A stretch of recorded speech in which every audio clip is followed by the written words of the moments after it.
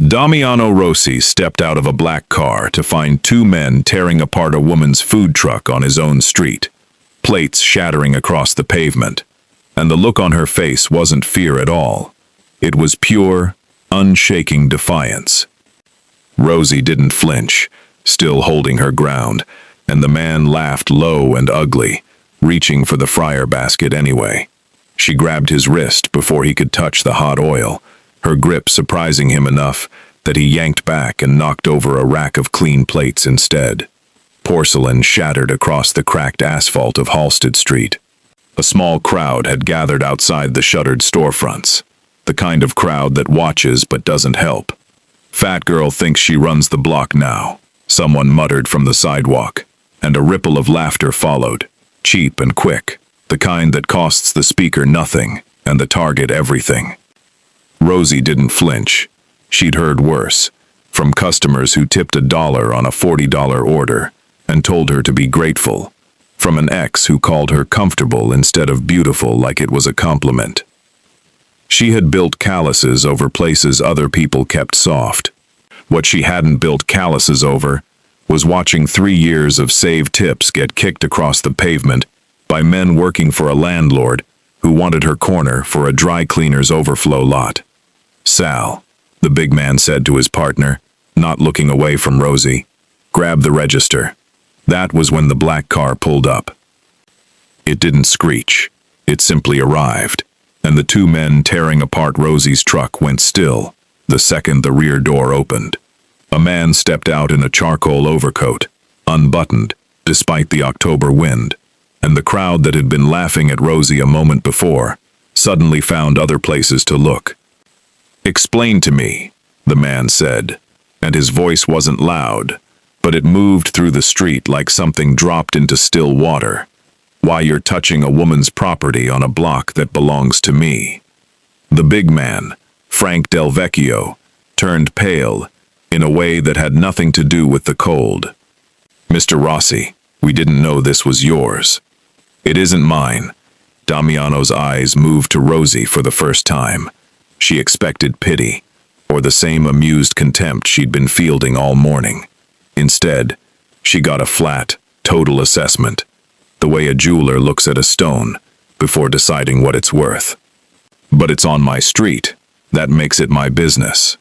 "We'll go right now," Frank said. "You'll pay for what you broke first." Frank fumbled a roll of bills out of his jacket and pressed it into Rosie's hand before he and Sal ran for their car. The street went quiet, except for the hiss of Rosie's fryer, still running. Rosie stood there, holding cash she hadn't asked for, staring at a man she'd never seen before, who was already turning to leave. "Wait," she said, before she could think better of it. "I didn't ask for your help."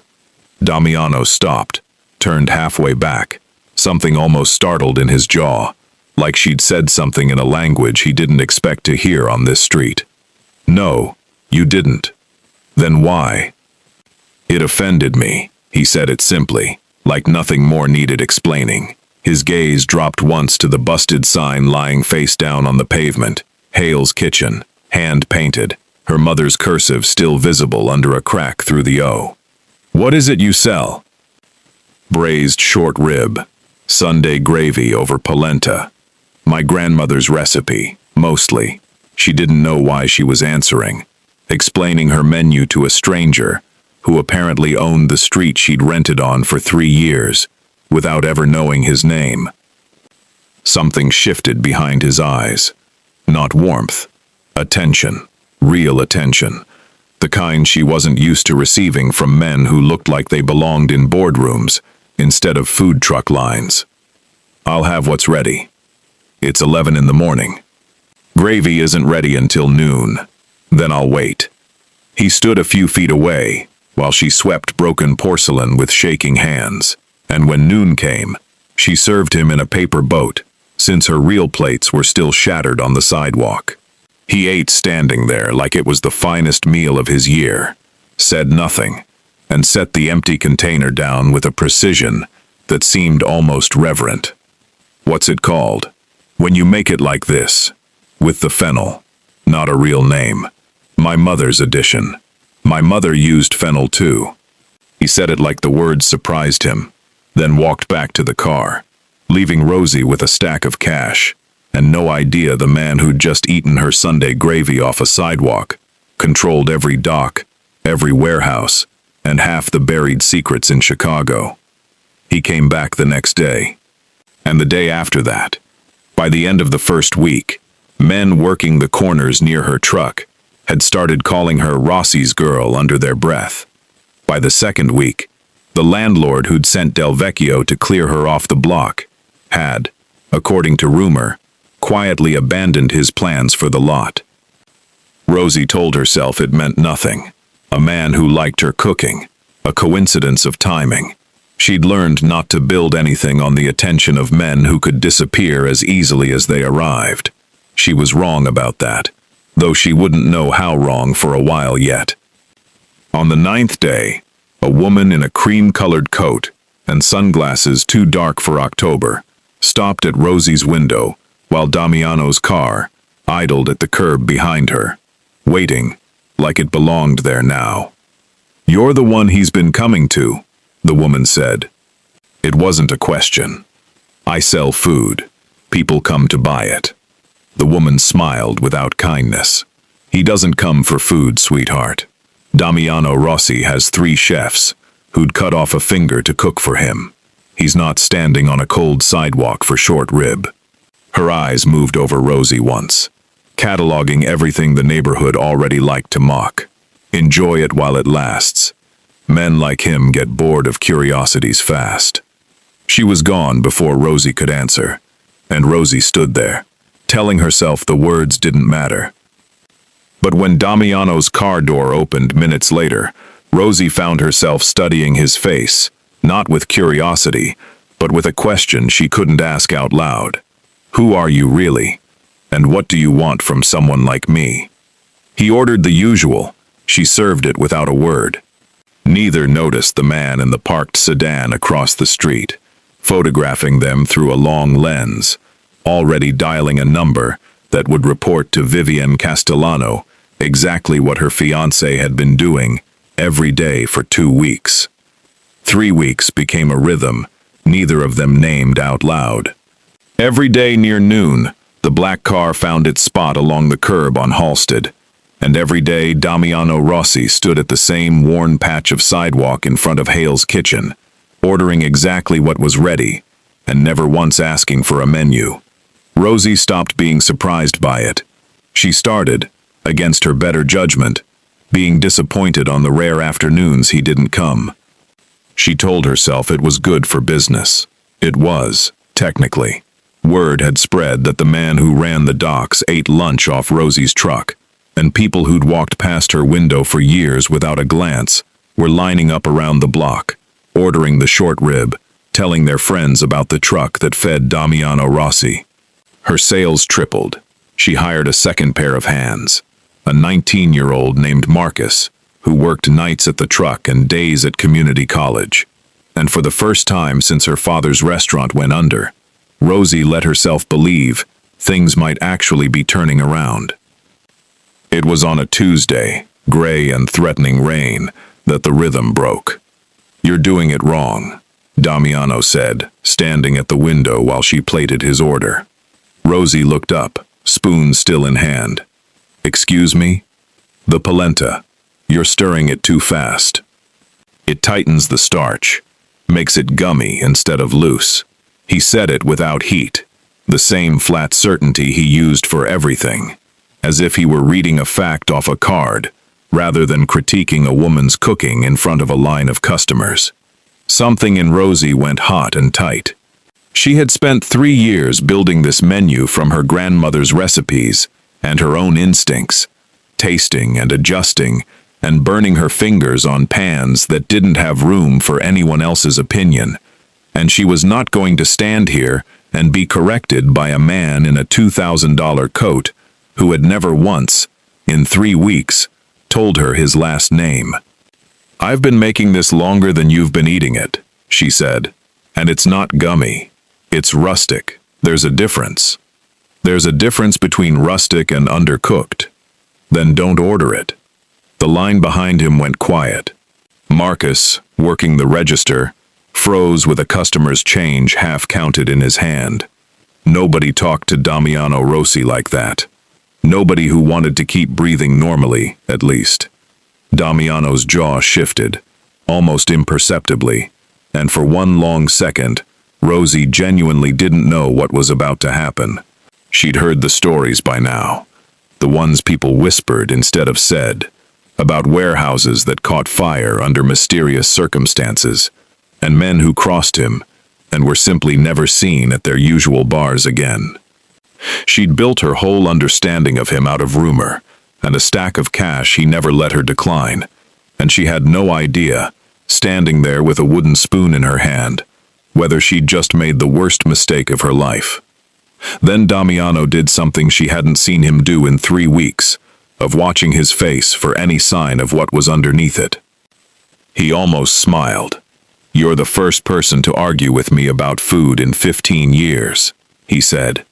"Then you've been eating with the wrong people." Apparently. He reached for the paper boat she finally slid across the counter, still faintly annoyed, still absolutely correct about the polenta, and unwilling to admit it. It's still undercooked. It's still better than anything your 3 chefs make you, or you wouldn't be standing on a sidewalk in the rain to eat it. He didn't answer that. He didn't need to. He ate standing in the light drizzle that had started to fall, watching her work the window with an attention that made her skin feel too warm, despite the weather. And when he left without his usual silence.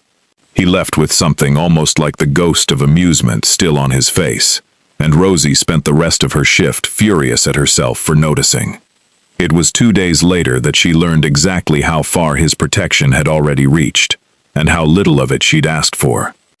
She was closing up past 9, the street mostly empty, when a man she didn't recognize approached her window with his hands stuffed in a jacket too thin for the cold. He wasn't threatening, not exactly. He had the nervous, apologetic energy of someone doing a job he didn't like. "You're the one who's been feeding Mr. Rossi," he said. Rosie's guard went up instantly. "Who's asking?" He told her, hesitant and glancing over his shoulder like the words themselves were dangerous, that he worked the warehouse on Racine, and that word was going around. She was under Rossi's protection now, that nobody touched her truck, her corner, her family. That wasn't a small thing, he said. That wasn't something Rossi had given anybody in a long time, not since. He stopped himself there, and Rosie watched something close over his face, a door slamming on information he'd almost let slip. Since what? Nothing. Forget I said anything. He was already backing away. Just watch yourself. People who get that close to him tend to end up either very safe or very dead. And then he was gone, swallowed by the dark end of the block, and Rosie stood alone at her window, with her hands pressed flat against the cold steel counter, trying to make sense of a sentence that had opened a door she hadn't known was there, and shut it just as fast. Under his protection. Since what? Who was asking questions about her? She didn't sleep well that night. She kept turning the man's words over, the flicker of fear in his face, when he'd almost said too much, and underneath all of it, a colder thought she didn't want to examine too closely, that somewhere in this city, someone was already watching her, cataloging her, deciding what she might be worth to the man who'd started eating at her window every day, like it was the only meal that mattered. She didn't know yet that the photographs taken from the sedan across the street 3 weeks earlier had already made their way to Vivian Castellano's desk, sitting inside a manila folder, next to a dossier on Rosie Hale's family that went back further than Rosie herself knew. She didn't know that her father's name, Anthony Hale, appeared in that dossier attached to an old newspaper clipping about a poisoning investigation that had been quietly closed 15 years earlier. She didn't know that the woman in the cream-colored coat had already begun making calls.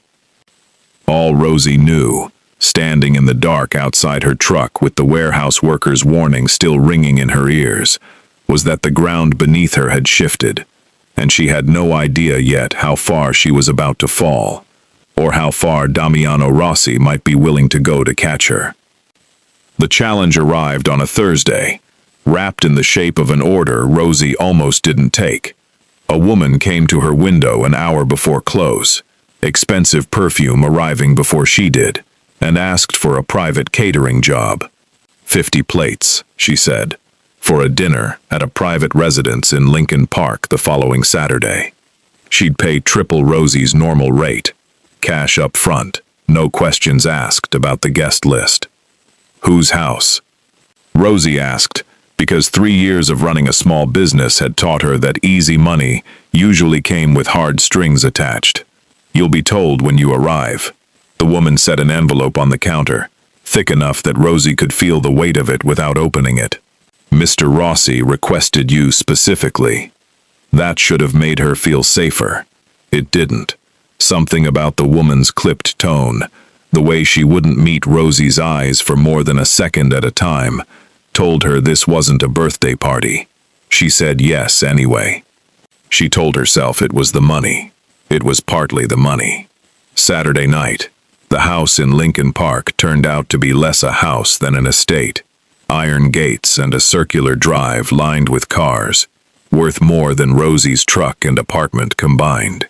Inside, 30 men in dark suits stood in clusters that shifted like currents, watching each other with the unblinking attention of people who had all, at some point, considered killing someone in the room. Rosie kept her head down and her hands busy, plating short rib and the fennel-laced gravy that had started this whole arrangement, catching pieces of the conversations happening around her, most of them about her. That's her, the one from the truck. Rossi's got her cooking for the Castellano sit-down. That's a statement. It's an insult, bringing street food to a table like this. Her hands didn't shake, though she wanted them to. She'd been called worse by people who mattered less. It was only when she looked up to find a place for the next tray that she saw Damiano across the room, in conversation with an older man whose face she recognized from newspaper photographs she'd seen years ago and never thought about twice. Salvatore Castellano, whose daughter, it turned out, was engaged to the man who'd been eating lunch off Rosie's truck every day for a month. The room tilted slightly under her feet.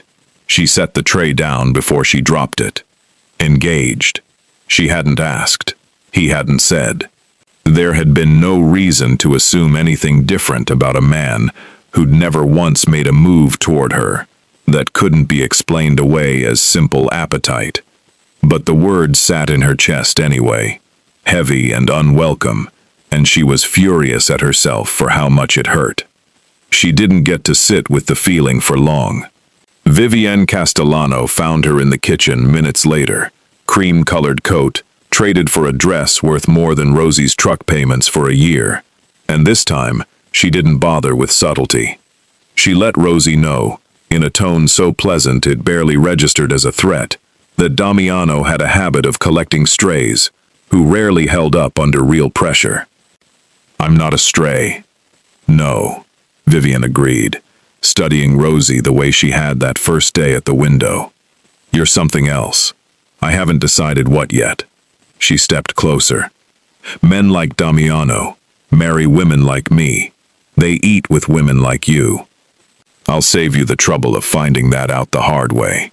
Rosie didn't answer, refusing to give her the satisfaction of a shaking voice. Vivian smiled, satisfied by the silence, and left the kitchen unhurried, certain of her own ground. It was Damiano who found Rosie 20 minutes later, alone in the kitchen, packing empty trays into crates with hands that were finally, quietly, shaking. "You didn't tell me it was Castellano's house," she said, before he could speak. "You didn't tell me about her. You had me cook a 50-plate dinner for your engagement party, and let me find out from your fiancé, like the help. It's not my engagement party." His voice had gone low, careful, the tone of a man choosing each word like it might detonate. He explained, in clipped and reluctant sentences, that it was a business dinner between two families, circling each other for 6 years, that Vivian was part of an arrangement his father had made before he died, that it had nothing to do with what was building between them, though he stopped himself before finishing that thought out loud. The silence that followed said more than either of them could have, standing 3 feet apart in a borrowed kitchen full of dirty pans and the wreckage of someone else's engagement. Something passed between them, unwilling and undeniable, that had been building for a month over paper boats of short rib and sidewalk arguments about polenta. "I looked into your father," Damiano said instead, the shift so abrupt it took her a moment to catch up. "Anthony Hale. He cooked for the Marchetti family for 11 years before his restaurant closed." Rosie went very still. "How do you know that name?" "Because 15 years ago, someone tried to poison a man at a dinner your father catered, and the investigation disappeared the same week his restaurant burned down." His eyes held hers, steady, unblinking. "I don't think it's a coincidence that you make my mother's gravy, down to the fennel, or that Vivian's people have been asking about your family for 3 weeks." The crate of dirty plates slipped from Rosie's hands and hit the counter hard enough to crack one down the middle. "My father is dead," she said quietly. "He never told me anything about a poisoning." "I don't know what you think I know." She stopped, because something was surfacing in her memory that she hadn't thought about in years. A box in her mother's closet she'd never had the courage to open. A recipe card in handwriting that wasn't her grandmother's, tucked behind the ones she used every day. Across the estate's darkened east wing, in a room Rosie would never see that night, Vivian Castellano sat across from a man whose face was turned away from the light, listening to him describe, in patient and unhurried detail, exactly what it would take to make sure Rosie Hale never got the chance to remember what her father had actually known. Rosie didn't sleep for 3 nights after the dinner at the Castellano estate. She lay awake replaying Damiano's questions, the crack running through the plate she'd broken, the sound of Vivian's voice telling her exactly where she stood. On the 4th night, she finally opened the box in the back of her mother's closet, the one she'd inherited along with the apartment, and never once had the nerve to sort through. Inside, beneath photographs and a folded christening gown, she found the recipe card. Her father's handwriting, cramped and slanted, listing ingredients for a Sunday gravy that matched her own almost exactly, except for a line at the bottom that had nothing to do with cooking. A date, a name she didn't recognize, Marchetti, and beside it, in different ink, as if added later, "Tell no one what you tasted." She didn't understand it, but she understood enough to know it mattered, and she understood, with a cold certainty settling low in her stomach, that whatever her father had known, it hadn't died with him quietly. She didn't tell Damiano about the card, not yet. She told herself it was because she didn't trust what he'd do with it. The truth, harder to admit, was that she didn't yet trust what she felt when she was around him, enough to hand him another piece of herself. He came to the truck the next day anyway, same time, same order, and for the first time in a month, Rosie found herself watching him back. Really watching. The way his shoulders sat differently when certain cars passed on the street. The way his eyes moved across a crowd, like he was cataloging exits before he'd even finished ordering. She'd spent a month thinking of him as controlled. Watching him now, she understood it wasn't control. It was vigilance. A man who had never once, in all the years since he was 14, allowed himself to stop watching the room. "You're staring," he said, without looking up from his food. "You're doing the thing again, where you watch every door like someone's coming through it." His jaw tightened. Old habit. He didn't answer for a long moment when she asked from what, and then he set the paper container down with the same careful precision he always used, like the act of eating was something sacred he'd learned to be afraid of. What he told her, quietly, was that his mother had cooked Sunday dinner for the whole family every week, his father and uncles, and half the men who worked under him. until he was 14, and someone put something in the wine that killed only her. Because she drank more of it than anyone. Because it was her favorite. Because nobody thought to check the bottle the family kept locked in her own cabinet. His father spent the rest of his life hunting the man who did it. He never found him. He died still looking. Rosie's throat had gone tight. Damiano, I'm so sorry. I don't tell people that. He looked at her then, something raw in his face that had nothing to do with the polished, watchful man who stood on her sidewalk every day like a fortress with legs. I haven't told anyone that in 15 years. Why me? I don't know, he said, the flat certainty gone from his voice entirely. I keep asking myself that. The moment stretched, fragile and unfamiliar, until the sharp bark of a car horn 2 blocks down broke it, and Damiano's face closed over again, like a door swinging shut. But something had shifted between them. Some wall worn down by a month of paper boats and half-admitted truths, and Rosie found herself unable to look away from him for the rest of the afternoon.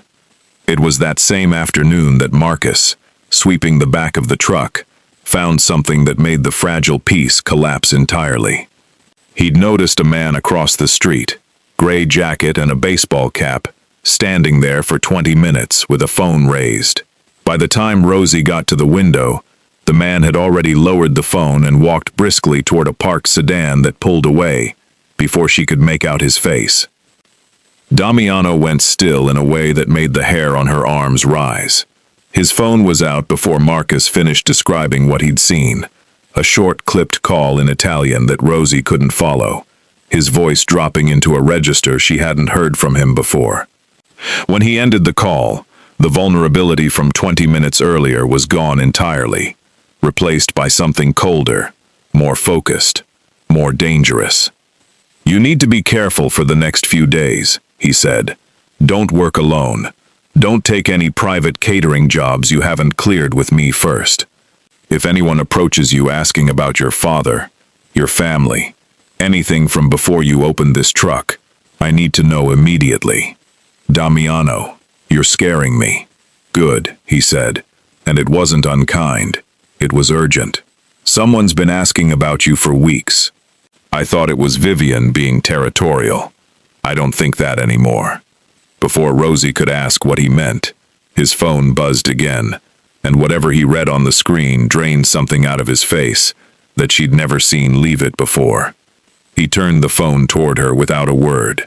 A photograph, grainy, taken from a distance, but unmistakable. Her father, younger than Rosie had ever seen him, standing beside a man she didn't recognize in what looked like a restaurant kitchen, and beside them both, decades younger, but with the same watchful eyes, a teenage boy who could only have been Damiano.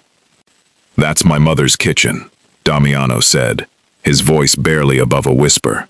The week before she died, your father was there. The photograph changed everything, and not in the direction Rosie expected. For 3 days, Damiano pulled every resource he had, trying to trace its origin. And for 3 days, Rosie went about her work with the strange, suspended feeling of a woman waiting for a verdict she didn't understand the charges of. Her father had been in Damiano's mother's kitchen the week she died. That was a fact now, unshakable, staring at both of them from a grainy image neither had asked to see. What it meant was still an open wound. I don't think your father did anything, Damiano told her on the second night, standing at her window long after the truck should have closed, Marcus long gone home. I think he saw something. I think that's why the investigation into what happened to my mother went nowhere, and I think it's why his restaurant burned down 18 months later. You think someone silenced him? I think someone's been watching you since you opened this truck, waiting to see if he told you anything before he died. Damiano's eyes were dark, unreadable in the streetlight, and I think whoever it is knows I've been coming here every day for a month. He was right to be afraid, though neither of them understood yet how close the danger already stood. It happened on a Friday, the truck's busiest night, the line stretching almost to the corner.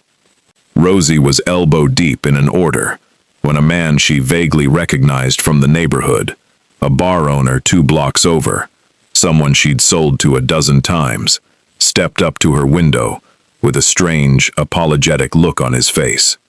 "Rosie, I need you to know, I didn't want to do this." Before she could ask what he meant, 2 police cars pulled up on either end of the block, lights spinning without sirens, and 4 officers moved toward her truck with the unhurried certainty of men executing a warrant they already knew would stick. "Rosalind Hale?" The lead officer held up a folded paper. "We have a warrant to search this vehicle in connection with the distribution of counterfeit currency. We've had reports that cash payments from this truck have been circulating as counterfeit bills throughout the neighborhood for the past 6 weeks." "That's insane," Rosie said, her voice rising over the sudden murmur of the crowd gathering behind the police tape. "I don't even know how to make counterfeit money. Someone's lying to you. We found this in your register during a routine stop of one of your suppliers." The officer held up an evidence bag. Inside, unmistakably, sat a stack of bills, the serial numbers repeating in a pattern too clean to be real. Bills that looked exactly like the roll Frank Del Vecchio had shoved into her hand the day Damiano first appeared on her corner. Rosie's stomach dropped through the pavement. "That money was given to me," she said. "Someone else gave that to me. I didn't print it. I didn't spend it. I don't even know where it came from." "Ma'am, you'll have a chance to explain that downtown." The crowd that had once lined up for her short rib now stood behind the tape, phones raised, filming a woman they'd mocked for years, finally getting what half of them assumed she deserved. Rosie heard the whispers as the officers cuffed her hands, careful and humiliating in its restraint. Knew there was something off about her. "Guess we know where the money really came from." She looked for Damiano's car on the street and didn't find it. He wasn't there. For the first time in over a month, on the single worst night of her adult life, he simply wasn't there. And Rosie understood in that moment exactly how alone a person could be, even after weeks of believing otherwise. She didn't cry in the back of the squad car. She promised herself that much. She sat with her spine straight and her cuffed hands folded in her lap, and refused to give anyone on that street the satisfaction of watching Rosalind Hale fall apart. By the time she was released 4 hours later, the counterfeit charges mysteriously and quietly dropped. Someone had already padlocked her truck's parking permit, revoked without cause. By the time she walked 6 blocks home in the cold, because she had no cash for a cab, every supplier who'd extended her credit for 3 years had heard she was under investigation and quietly stopped taking her calls. She didn't hear from Damiano that night, or the next. On the 3rd day, she found the crate outside her apartment door, the same crate she used for catering deliveries, the one that had gone missing from her storage unit the week before the arrest. Inside it, buried under a false bottom she never knew existed, sat a ledger she didn't recognize, pages of handwritten transactions, and beneath it, a single photograph. Her father, alive, healthy, standing beside a man who was unmistakably a younger Salvatore Castellano, shaking hands over what looked like a business agreement neither of them had wanted witnessed. There was a note tucked into the ledger's spine, unsigned, the handwriting careful and deliberate. "Your father knew who poisoned Elena Rossi. He never told anyone because he was protecting you. They didn't silence him for what he saw. They silenced him for what he refused to give them. Ask Damiano, who benefits most from a Rossi, who trusts no one." Rosie sat on her apartment floor for a long time, the ledger open across her knees, and understood with a clarity that felt like ice water down her spine, that whoever had framed her hadn't done it to hurt her. They'd done it to isolate Damiano, to strip away the one person outside his own guarded walls who'd started to matter to him. before she could tell him whatever it was her father had died protecting. Across the city, in an office overlooking the river, Vivienne Castellano set down a phone and allowed herself, for the first time in weeks, a genuine smile. The counterfeit charges had done exactly what they were designed to do. Damiano hadn't called Rosie. He hadn't defended her publicly. As far as anyone on that street knew, he'd cut her loose the moment trouble found her, exactly the way men like him always did with women who didn't belong in their world. What Vivienne didn't know, what nobody in that office knew, was that Damiano hadn't abandoned Rosie at all. He'd been 3 states away when the arrest happened, summoned on 40 minutes' notice to an emergency meeting he couldn't refuse, and by the time his plane landed and his phone finally found signal, he'd already missed 19 calls from a number he didn't recognize, and 1 voicemail, 4 seconds long, containing nothing but the sound of Rosie Hale's voice breaking before the line went dead. Damiano listened to the 4-second voicemail 11 times before he threw the phone against the wall of his car, hard enough to crack the screen. 4 seconds. That was all it took to undo 15 years of careful control. He'd landed to a city that had rearranged itself in his absence. Rosie's parking permit revoked. Her suppliers scattered. A counterfeit charge dropped so quietly and so fast that only someone looking for the shape of a cover-up would notice how clean the disappearance had been. And underneath all of it, the voicemail, her voice, thin and controlled and clearly fighting not to shake, saying only, "I don't know who else to call," before whatever had cut her off did. "Find her," he told his driver, and the 2 words carried a weight that sent the man's foot to the floor before Damiano had even finished buckling in. He didn't say another word for the entire drive. She wasn't at the truck. She wasn't at her apartment, where the super told them, with visible unease, that she hadn't been seen in 2 days, and her mail was piling up. It was Marcus, finally, tracked down at his community college dorm, pale and terrified, and relieved almost to tears at the sight of Damiano's car, who told him where to look. Marcus told him, hesitant and careful, that Rosie had gone to her aunt's place upstate to think, that she'd said something about Damiano never calling after the arrest, that if he'd really cared he would have found a way. Damiano only said that he'd been out of the country, that his phone had no signal for 6 hours, and Marcus nodded like he believed it, but wasn't sure Rosie did. Then, quieter, Marcus added that someone had left a box outside her apartment. A ledger, photos of her father. She'd taken it with her, because she didn't think it was safe in the city anymore. Damiano's blood went cold in a way it hadn't since he was 14 years old, standing in a kitchen that smelled wrong, watching his mother's hands go still around a wine glass. A ledger. Photos of Anthony Hale with the Castellano family.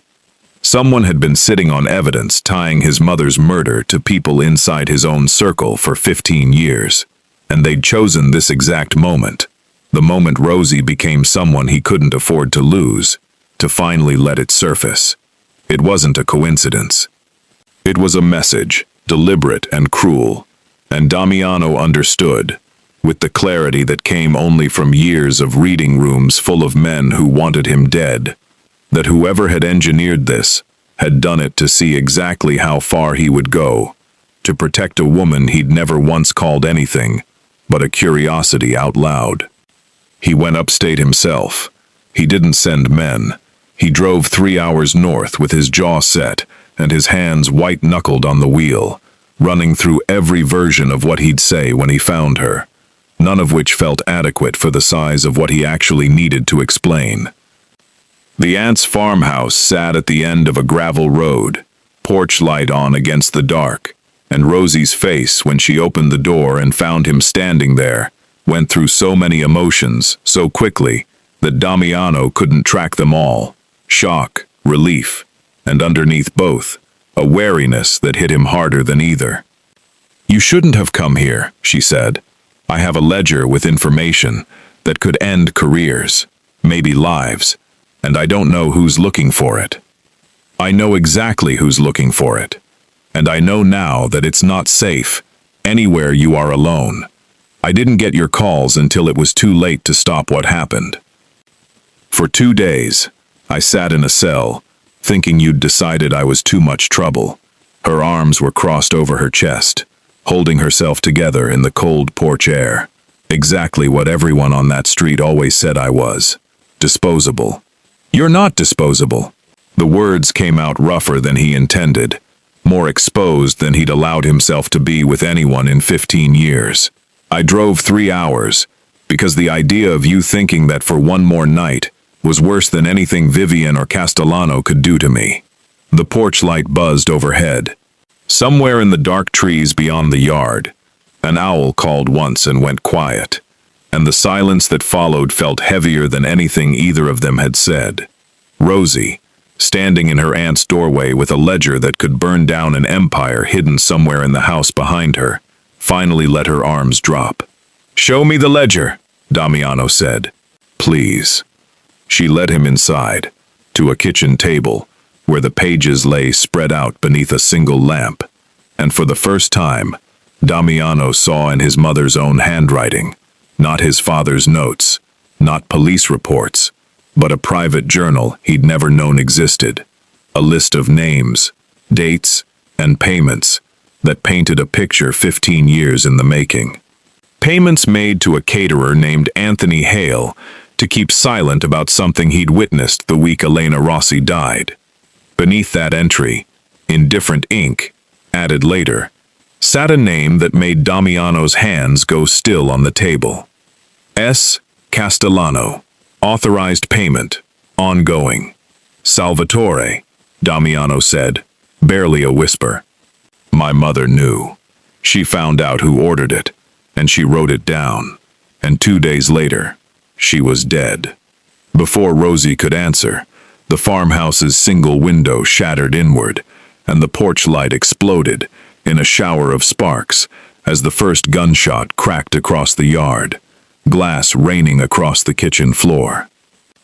Damiano had Rosie on the floor before the second shot hit, his body covering hers instinctively, the ledger's pages scattering across the kitchen tile as the table above them splintered under a third round.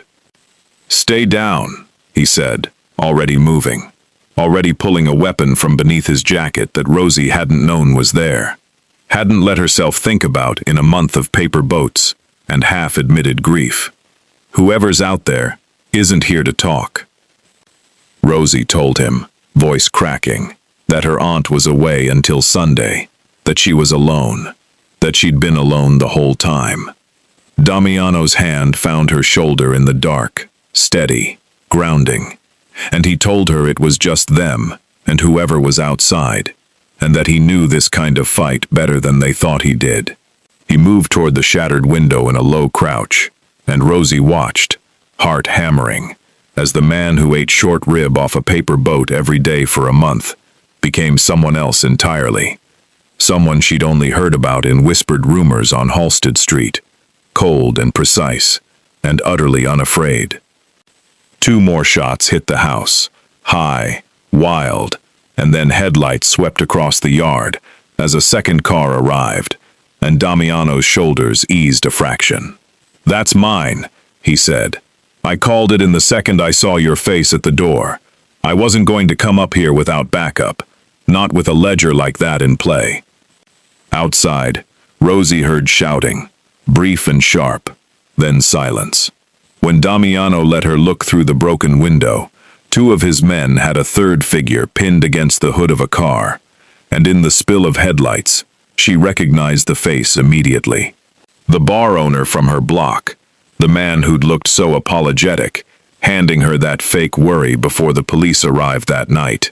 He wasn't the one who'd ordered it, Damiano said quietly, just the one who'd gotten caught, which meant someone above him was still out there and knew exactly where she was. It was in the chaos of that night, ledger pages gathered and secured, the shooter dragged into a car, bound for questions Rosie didn't want the details of, that the second layer of secrets finally cracked open. Damiano's man, an older, quiet figure named Enzo, who'd worked for the family since before Damiano was born, sat across from them at the kitchen table an hour later, examining the ledger pages with hands that trembled slightly, not from fear, but from something closer to grief. "I know this handwriting," Enzo said, tapping the entry beside Castellano's name. "This isn't just Elena's journal. There's a second hand here, added later. Small edits. Someone went back into these pages after she died and added details she couldn't have known." "Who?" Damiano's voice had gone dangerously quiet. Enzo hesitated, and in that hesitation, Rosie understood that whatever he was about to say would cost him something to speak aloud. What he told them, in a low and careful voice, was that Elena Rossi hadn't died not knowing who poisoned her. She'd died protecting the people who would have been killed alongside her if she'd said the name out loud at that table. Anthony Hale hadn't just been a caterer who saw something. He'd tasted the wine before service, out of habit, the way good caterers do, and caught something in it that shouldn't have been there. He'd warned her quietly in the kitchen to make an excuse and send everyone home. She hadn't listened. She'd thought she could handle it herself, confront Salvatore privately, buy time to protect the family. Anthony Hale had saved 11 other lives in that room by warning her at all. He just couldn't save hers, and when Salvatore learned someone in that kitchen had known, he made sure Anthony Hale spent the rest of his life paying for it in silence. Rosie sat frozen, the weight of 15 years of her father's guarded sorrow finally taking shape in front of her. The recipe card. Tell no one what you tasted. Not a warning about food at all. A confession, hidden in the one language he trusted enough to leave behind. "He protected your whole family," she said to Damiano, her voice barely steady. "And it destroyed his." Damiano didn't answer right away. When he finally looked at her, something in his face had cracked open entirely. The careful architecture of control he'd built around himself for 15 years, finally showing the damage underneath. "Your father is the reason I have a family left to protect," he said. "And I've spent a month treating you like a curiosity I couldn't explain to myself. When the truth is, you were never a stranger to me at all. You've been tied to my life since before either of us understood what that meant." The kitchen had gone very quiet, Enzo tactfully occupied with the scattered pages, and Rosie felt the pull of the last month collapse into something too large to keep pretending was simple appetite or coincidence. "That doesn't fix what happens next," she said softly. "Vivienne is still out there. Salvatore is still out there, and he knows we have this ledger now. This isn't over, Damiano. If anything, we just made it worse." "I know." His hand found hers across the table, careful, deliberate. The first time he'd touched her without an excuse of proximity or danger to justify it. "But I'm not letting you face what comes next from a distance. Not anymore." It was Enzo, still bent over the ledger's final pages, who broke the fragile quiet. His voice had changed, tight and alarmed, as he found a page he'd missed, dated 3 weeks ago, proof that someone had been updating the ledger recently, not just 15 years earlier. He turned the book toward them, finger resting on an entry in fresh ink, dated the same week Rosie's truck had first drawn Damiano to her window. Someone inside Damiano's own house had been feeding information to Castellano this entire time. Recent shipments, his schedule, even the exact days he'd be out of the city. The same days Rosie's arrest had been engineered. Damiano's face went utterly still, the stillness of a man doing terrible arithmetic in his head, running through every person close enough to know his schedule that intimately. "Only 4 people know my travel schedule before I leave," he said slowly. "Vivienne, Enzo, my driver." He stopped.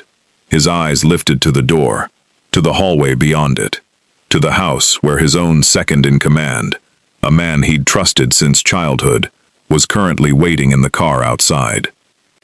"And Nico," he finished, and the name landed in the room like the fourth gunshot of the night. Nico didn't run.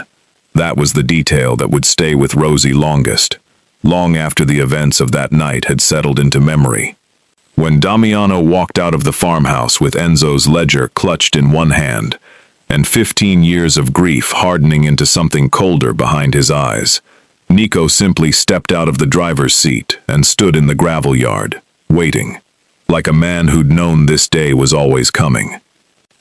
"You could have just told me," Damiano said. His voice wasn't loud. It didn't need to be. "Whatever they had on you, you've known me since we were boys, Nico." What came out of Nico then wasn't an excuse, but a confession, halting and raw. Salvatore's people had taken his sister for 11 days, 4 years earlier, and called giving her back a favor between friends.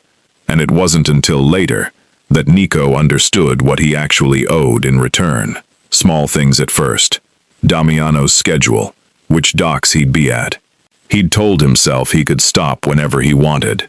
And then it was travel dates. And then it was the exact week to move on Rosie. 11 days of his sister's life had bought Salvatore 15 years of silence. And Nico had spent every one of them terrified of what would happen the day he finally said no. "Where is your sister now?" Rosie asked quietly. Because someone needed to. Because the fear on Nico's face wasn't the fear of a man caught. It was the fear of a man still trapped. Home. Chicago. He has someone watching her apartment right now. Nico's hands were shaking. "I didn't want any of this. I swear to you. But I couldn't watch her die for a debt I never asked to owe." Damiano's face was unreadable for a long moment.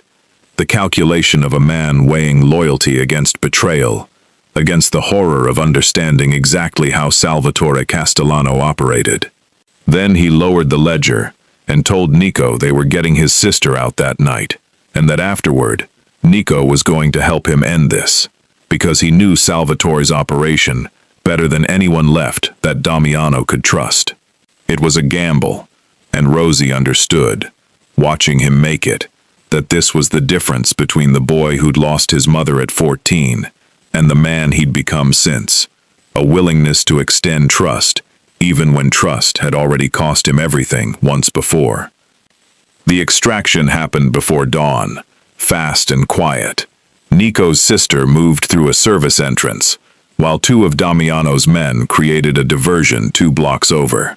It went smoothly, almost too smoothly, and it wasn't until they were back at a safe house that Rosie understood why. "They let us take her," Nico said, staring at his phone, color draining from his face. "This was never about my sister. It was a distraction. Check what page is missing from the ledger." Enzo confirmed it within minutes. The final section, the one detailing Castellano's current operations, the leverage they needed to move against him publicly, had been photographed and torn free sometime in the chaos of the farmhouse attack. Salvatore already knew they were coming for him, and had known since the night before. The call came an hour later, not from Salvatore, but from Vivienne, her voice smooth and utterly without the tremor Rosie expected from a woman whose scheme had just been exposed. She said she'd heard they'd had an exciting night, and that none of it had to go any further. "Marry me as planned," she told Damiano. "Let the ledger disappear. Let Rosie go back to her little truck, and my father will consider the debt from your mother's death settled." "You knew," Damiano said, his voice ablade. "This whole time, you knew what your father did to my mother, and you let me court you for 2 years anyway." "I knew before I ever met you." Something genuine cracked through Vivienne's composure, old and bitter. She told him, in a rush that sounded like 15 years finally breaking loose, that her own mother had died the same spring as his, poisoned for the same reason, for finding out and threatening to go to the police. She'd spent 15 years engaged to the son of the man who destroyed her family, and he'd never once looked at her the way he looked at the woman from the truck. So no, I don't feel guilty. I finally have leverage in a life I never got to choose.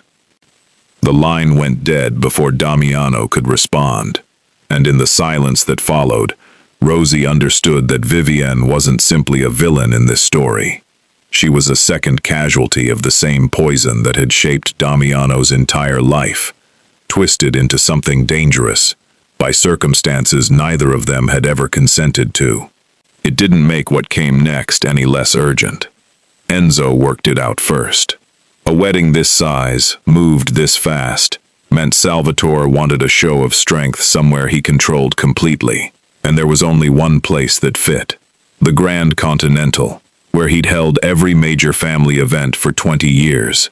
Damiano would be expected there, forced into an impossible choice: marry his daughter and bury what his mother knew forever, or refuse publicly and hand Salvatore the justification to move against him first. Rosie stepped forward before she could second-guess herself. There's a third option. Every eye in the room turned to her. You don't refuse quietly, and you don't marry her. Her heart pounded, but her voice came out steady. You bring the truth. Publicly. In the same room he's trying to use against you. Make him answer for your mother, my father, Vivienne's mother, in front of every family who's bowed to him out of fear. He spent his whole life controlling the story. Take that away from him where it'll hurt most. Damiano warned her quietly that standing in that room could get her killed. She held his gaze, steady, and told him she'd already survived a night of gunfire in her aunt's kitchen for this, that her father had protected his family with silence for 15 years, and it had destroyed him slowly instead of all at once, and she wasn't doing that. Whatever happened next, she wanted to be standing in the room when the truth came out. Damiano reached for her hand, and for the first time since the shooting, Rosie saw something settle in his face that looked almost like hope. Then we go to the wedding, he said, and we end this. The Grand Continental's ballroom had hosted every major event in Salvatore Castellano's calendar for 2 decades, and on the night of his daughter's wedding, it was filled beyond capacity, chandeliers throwing gold light over a room built to project power. Nobody expected the ceremony to end the way it did. Rosie stood near the back in a dress Damiano's sister had helped her choose, feeling every eye that recognized her from Halsted Street settle on her with the same confusion and contempt she'd learned to armor herself against months ago. She didn't flinch now. She had bigger things to survive tonight than whispered judgment. Vivienne stood at the altar in white, her face composed into practiced calm, and when Damiano walked the aisle toward her, the room held its breath, the way rooms do when everyone senses they're about to witness something they'll spend years describing. He didn't say his vows. Before this goes further, Damiano said, his voice carrying to every corner of the ballroom without needing to be raised. I want everyone here to know why we're actually gathered tonight. Salvatore Castellano rose from the front row, his face darkening. Damiano. Sit down, Salvatore. The command was absolute. 15 years of authority compressed into 3 words. And to Rosie's astonishment, the older man actually sat, eyes darting toward the exits like a cornered animal.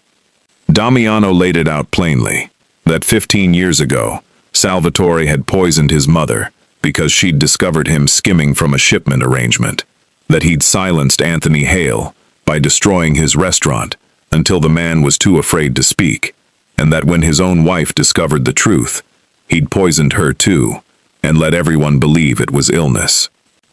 Gasps rippled through the crowd. Vivienne's face had gone bloodless at the altar, but she didn't move, didn't protest, and Rosie understood that whatever came next, Vivienne had already made her choice, standing exactly where she stood.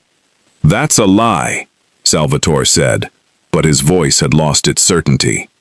Grief has made you unstable, Damiano. Everyone here can see it.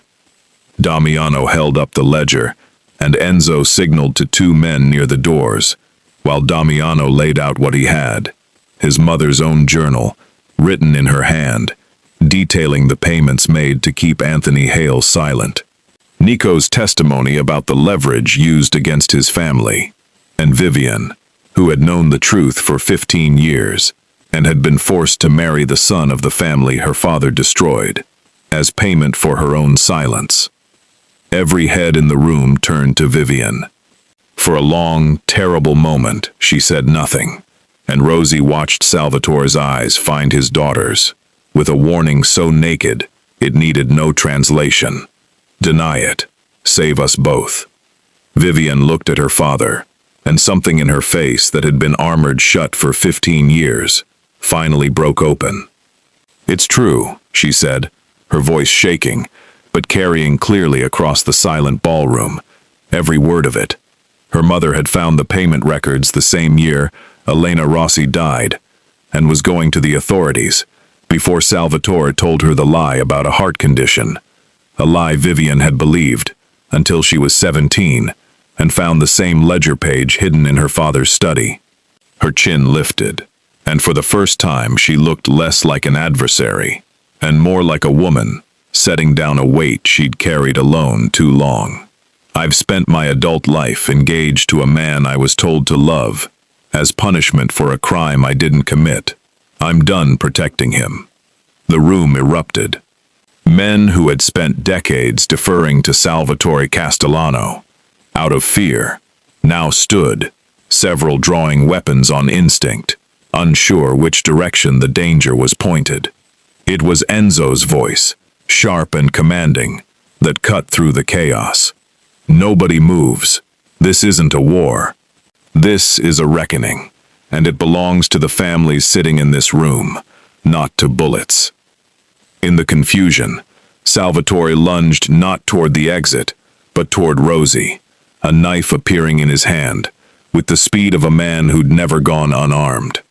If he went down, he snarled, the girl whose father should have kept his mouth shut was going down first. Rosie didn't freeze. 3 years alone on a dangerous street had taught her body to react before her mind caught up, and she twisted away from the blade on instinct, using the heavy silver tray in her hands to block the second strike, the impact ringing through the ballroom like a gunshot. Damiano reached them a half-second later, and what happened next was fast and brutal. Years of restrained fury, finally given a target that deserved it, ending with Salvatore disarmed and pinned to the marble floor, blood on both their hands, the ballroom frozen in horrified silence. You don't get to touch her, Damiano said, low and shaking, his voice carrying the full weight of everything he'd buried for 15 years. You took my mother. You took Rosie's father, one silence at a time, until it killed him too, even if it took years to finish the job. You are not taking anything else from either of us. Enzo's men moved in, and Salvatore Castellano, once the most feared man in 3 states, was led out of his own daughter's wedding in restraints, his empire collapsing as the families who'd feared him for decades watched him dragged past them like any other criminal. It was Vivian who spoke into the stunned silence, her wedding dress spattered with blood that wasn't hers, standing alone at an altar that had never really been hers to stand at. Thank you, she said quietly, to Rosie, of all people, for not letting me disappear into what he made me. Damiano crossed the ballroom to where Rosie stood, hands trembling now that the danger had passed, and took her face in both hands with a gentleness that startled her. 15 years, he told her. He'd believed love was a weakness that got people killed, until she argued with him about polenta on a street corner, and he understood he'd rather be weak with her than powerful without her. Rosie's eyes were wet, the tray slipping from her hands, to clatter against the marble floor. That's the least romantic way anyone has ever told me they love me. I've had 15 years of practice avoiding the word. For the first time since she'd met him, Damiano laughed, low and unguarded, right there in the wreckage of a wedding that was never meant to be his. Give me time. I'll improve. Around them, the ballroom slowly began to breathe again. 300 witnesses watching a man once known only for cold control choose, in front of everyone who mattered in his world. to be undone in public by a woman from a food truck on Halsted Street. 6 months later, the corner of Halsted, where a food truck had once stood alone against a landlord's wrecking crew, looked nothing like it used to.